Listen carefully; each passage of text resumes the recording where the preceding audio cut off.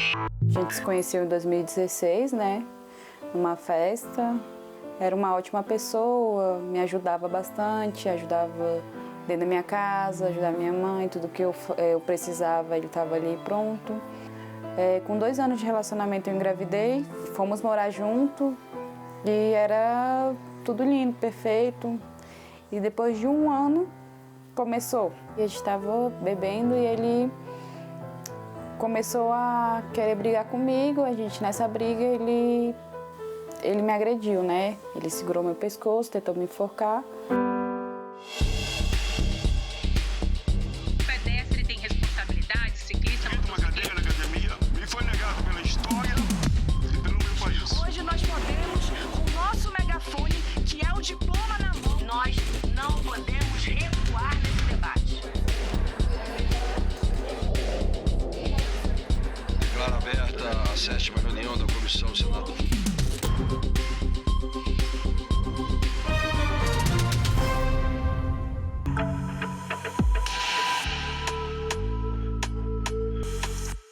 Temos leis para a violência doméstica, para o assassinato de mulheres, mas os números só crescem ano a ano. E o cenário é a vítima acuada e o agressor à espreita, dentro de casa, na esquina da rua. E acreditem, em dias de jogos de futebol. A cada 6 horas, uma mulher é vítima de feminicídio no Brasil. A cada 6 minutos, uma menina ou mulher sofre violência sexual. 3 em cada 10 brasileiras já foram vítimas de violência doméstica. Em 2023, 1.467 mulheres assassinadas. Elas são negras em sua maioria, com idade variando entre 18 e 44 anos. Os números de feminicídio, de violência contra as mulheres, eles são alarmantes no mundo inteiro.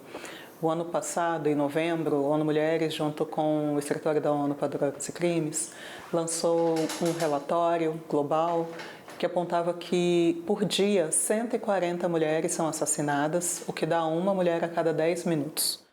A Lei Maria da Penha nasceu em 2006 para coibir e prevenir a violência doméstica e familiar. Entre as formas de violência previstas estão a física, a psicológica, a violência sexual, patrimonial e moral. Ou seja, uma legislação que trata desde o espancamento à humilhação, passando pelo estupro, o estelionato, a exposição íntima da vítima. Há 18 anos a lei que foi batizada com meu nome, resultante da minha história, que foi transformada em uma bandeira de luta, foi sancionada e traz descrito no seu artigo 1º o grande desafio de criar mecanismos para coibir e prevenir a violência doméstica e familiar contra a mulher. A Lei Maria da Penha enfrenta, desde a sua criação, a constrangedora realidade dos altos índices de violência contra a mulher que persistem por diversos fatores.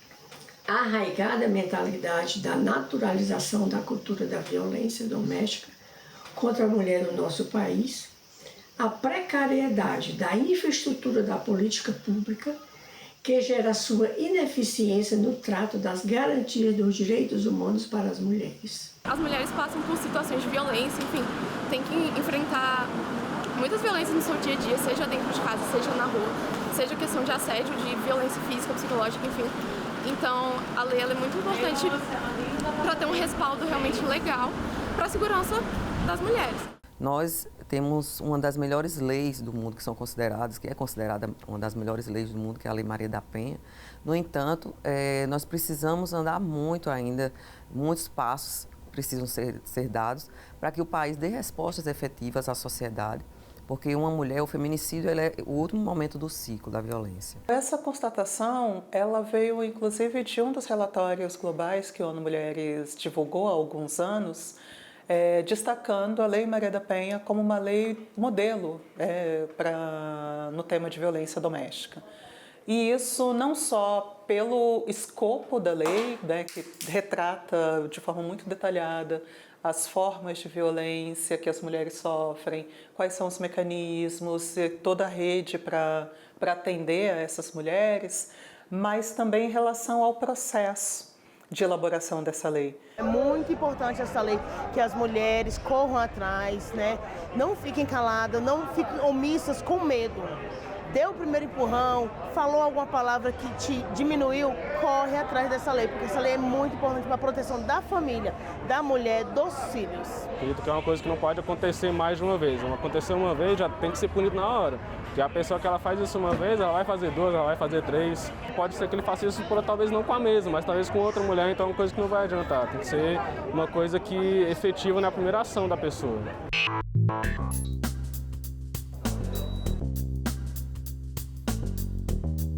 O Brasil está entre os 5 países que mais matam mulheres no mundo.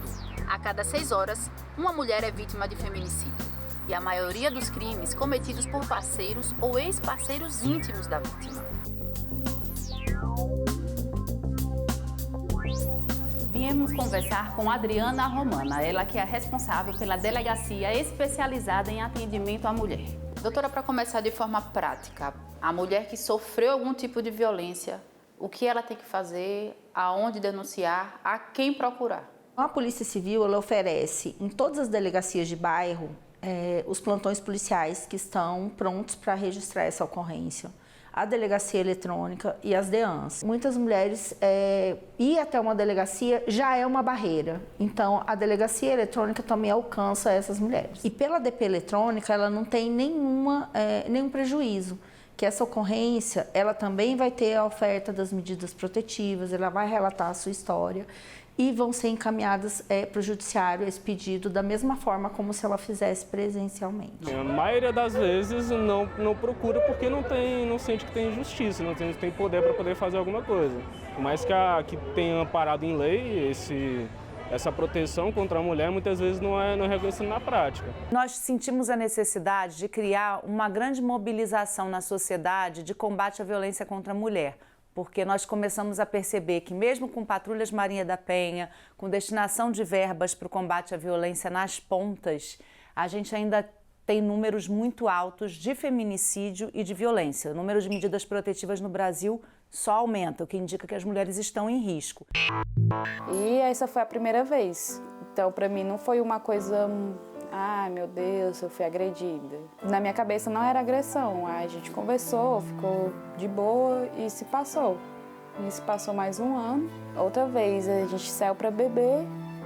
Eu discuti com o irmão dele, porque o irmão dele agredia a nossa cunhada. E nisso a gente começou a discutir e foi na vez que ele realmente me bateu, assim, que eu vi que era uma agressão e que realmente era uma coisa que não podia se perdoar.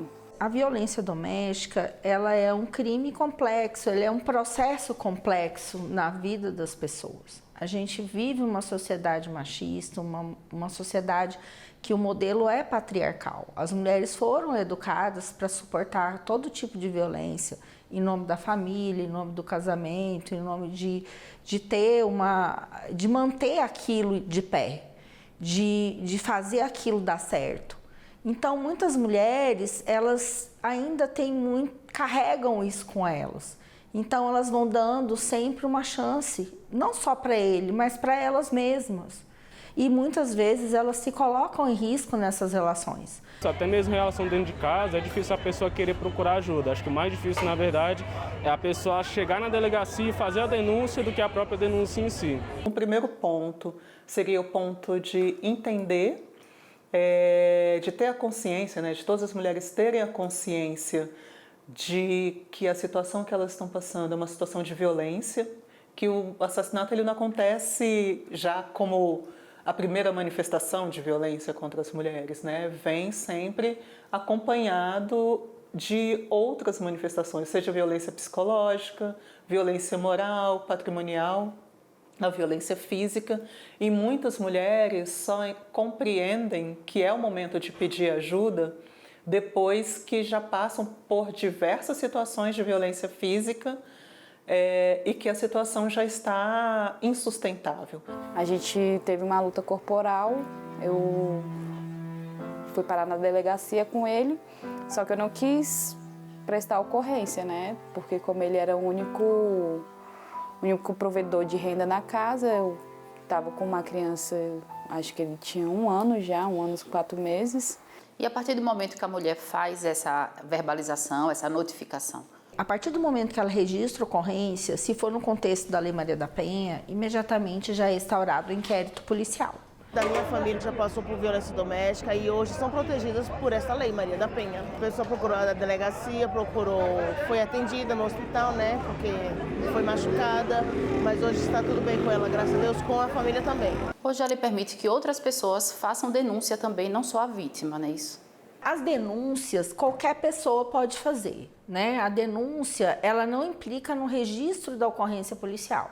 Já o registro da ocorrência policial, aí tem que partir da vítima ou do representante legal. Essa denúncia é anônima? Ou ela pode ser? Pode ser anônima ou pode ser também identificada, depende da pessoa.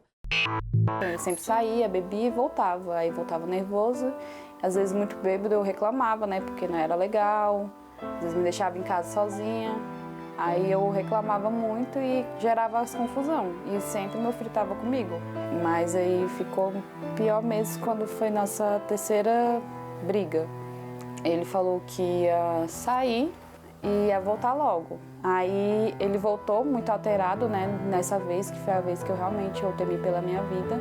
E a gente começou a discutir, só tinha nós 2 dentro de casa. E ele falou que queria me matar.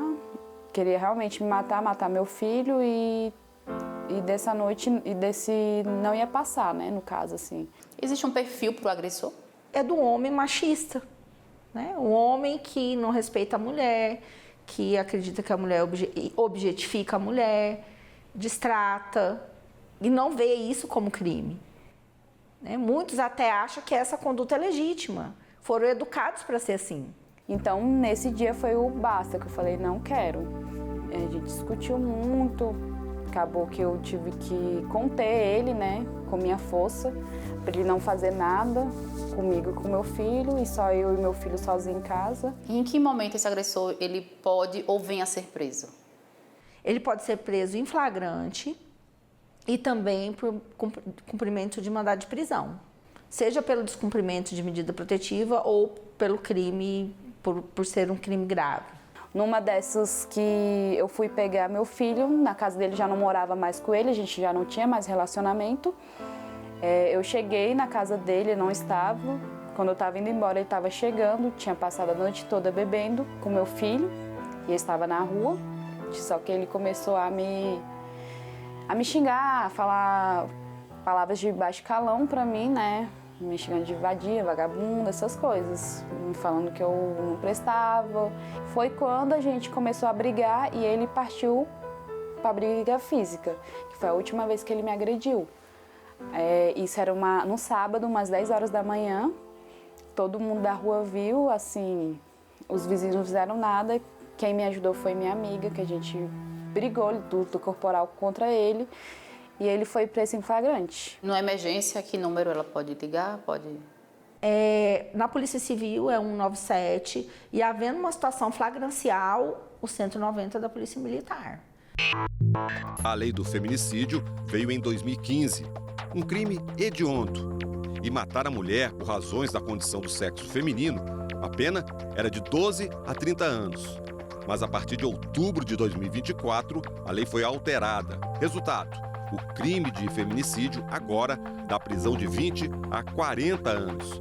E a progressão de regime só após, no mínimo, 55% da pena cumprida. O pacote aumentou não só a pena ao feminicida, mas aumentou leis que antecedem o feminicídio. O feminicídio agora é um crime autônomo, não é mais uma qualificadora do homicídio. Então, ele é um crime autônomo. Agora, o julgamento já é bem mais fácil e é mais difícil para um advogado desqualificar. A partir do momento que nós começarmos a ter condenações em cima da nova lei e que o cara vê que ele realmente vai ser punido por isso, talvez seja uma educação pedagógica para ele, né? Que ele comece a pensar que ele não pode cometer o crime. Ano passado, o governo lançou o programa Feminicídio Zero. A ideia é conversar com toda a sociedade. Sociedade essa que vem ao Senado para participar de audiências públicas. fazer alertas, denúncias. Mas quando o assunto é violência contra a mulher, é preciso falar também de diversidade, inclusão, saúde mental. A gente quer chegar no ambiente do futebol. E nós queremos chegar, senador, porque nos dias de jogos, a ameaça contra as mulheres e a violência aumenta em 23%. E no Brasil nós temos jogo o ano inteiro. Então, chegar nos estádios, falar com os times de futebol, falar com as torcidas, ela é estratégica para que a gente possa efetivamente estar pensando uma nova forma de organização, de intervenção com relação à questão do feminicídio. Mas a gente hoje tem visto que a violência não diminui, né? Na verdade, a violência a cada ano aumenta. E a violência aumenta mais para algumas mulheres, ela tem aumentado para as mulheres negras e diminuído para as mulheres brancas.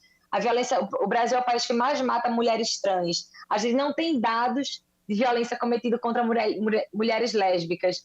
Então, isso mostra para a gente que tem um monte de questão que precisa ser enfrentada. A gente vê uma série de reproduções de estereótipos dentro dos serviços da rede de enfrentamento à violência contra as mulheres.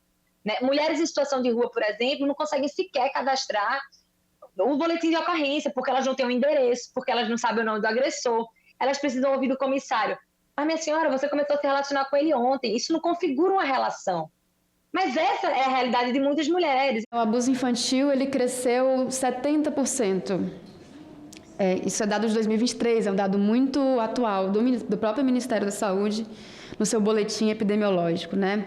Além disso, foi contabilizado 202.948 notificações nos últimos 7 anos no país, quase 80 casos por dia no período, sendo que destes casos, 76% contra meninas. A gente tem uma política de notificação desses casos, que quando a gente vai olhar, 80% delas foi feita em hospitais e pronto-socorros. Qual que é o problema disso? Está aparecendo quando a violência já chegou no seu último nível. A gente não está conseguindo fazer a notificação da violência quando é o primeiro atendimento, quando é na atenção básica. Então, a gente perde muita oportunidade de prevenir, de acolher, ao ponto da gente chegar aqui na Comissão de Violência para falar de saúde mental. Existe, por exemplo, uma sobrecarga das tarefas domésticas que recai majoritariamente sobre as mulheres. E a gente está falando, então, do cuidado da casa, do cuidado com os filhos, do cuidado do próprio marido, dos pais, dos idosos e assim por diante. Isso também tem um impacto na saúde mental delas. As relações de violência e abuso, que são tema aqui dessa comissão, nas mais diferentes formas, as quais as mulheres são submetidas, então, diariamente, também são apontadas como um desses fatores. E um exemplo disso é que a chance de uma mulher que é vítima de violência, então, está com depressão, é quase 4 vezes maior do que uma mulher que não foi vítima de violência. Agora um dado global da ONU Mulheres. Em 2023, uma mulher ou uma menina foi morta a cada 10 minutos. O Bruno fez uma apresentação de 10 minutos, eu estou fazendo uma apresentação de 10 minutos, 2 mulheres ou meninas morreram, enquanto isso, vítima dos seus parceiros íntimos ou familiares.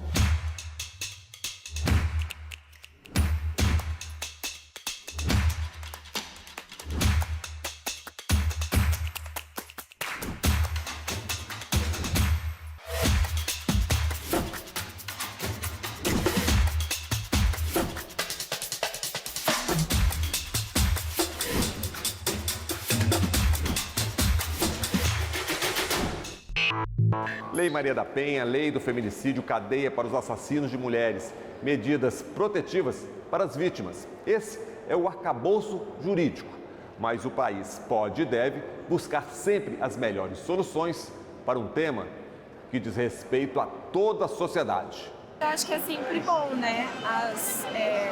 O legislativo, as pessoas estão sempre revendo as leis para ver se está se adequando. Por exemplo, se o feminicídio está aumentando no DF, então talvez seja um momento das autoridades, né, reverem essa lei para deixar mais rígida, né, as penas mais rígidas para proteger melhor as mulheres. O projeto ele visa uma ação mais combativa, no sentido de fazer com que o agressor ou o futuro agressor possa ter na sua consciência de que se ele praticar alguma violência doméstica, ele vai ter os seus salários através dos cargos públicos que ele poderá estar ocupando suspensos.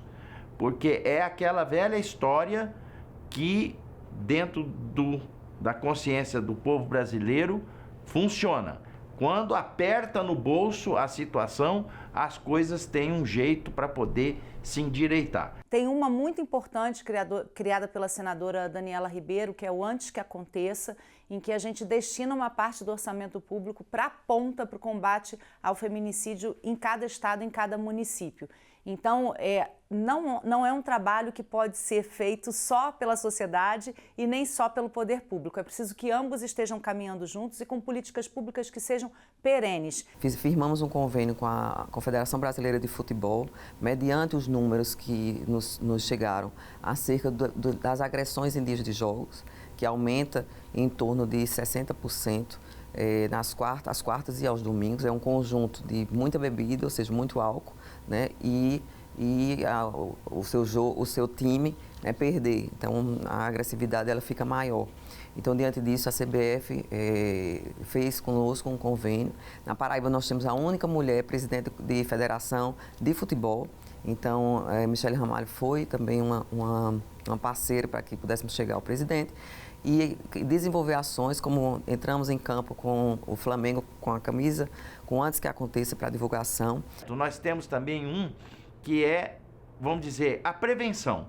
Então a gente colocou para que esse tema possa ser devidamente debatido, instruído, ensinado nas escolas do ensino médio, onde o caráter do jovem está sendo moldado. Isso é muito importante porque tem a ação preventiva que vai de encontro com aquilo que a gente quer, que é acabar com essa situação ou pelo menos diminuir no nosso país. Que você eduque o menino e a menina exatamente iguais, para que haja o respeito entre eles, que o menino respeite a menina, que a mãe não mande o menino jogar bola e a menina lavar louça. É isso, é disso que se trata. Tanto o Ministério dos Povos Indígenas quanto o Ministério das Mulheres têm discutido a elaboração, a criação da Casa da Mulher Indígena, que seria uma Casa da Mulher Brasileira, um modelo da Casa da Mulher Brasileira, que pudesse estar culturalmente adaptada para acolher essas mulheres indígenas que sofrem, que são vítimas de violência. No empreendedorismo feminino, nós vamos trabalhar com as empresas que vão ser parceiras oferecendo vagas em suas empresas para que elas possam trabalhar, porque a gente entenda bem que no ciclo a mulher sai, né? Então ela precisa ter uma casa-abrigo, ou seja, um lugar de passagem, se ela não tem onde morar, para ficar ali protegida, para começar a ter um emprego, um trabalho digno e a partir daí elas voltam ao mercado de trabalho e voltam também a ter a independência para que ela possa pagar a sua casa, o seu lugar de moradia, né? E voltar a ter uma vida normal. Hoje em dia, com o meu novo relacionamento, eu vejo que quão visão fechada eu tava, que eu não conseguia enxergar aquilo ali. Para mim, eu não achava que era uma coisa tão grave. Hoje em dia, eu tenho um relacionamento saudável, meu filho tem uma figura paterna responsável.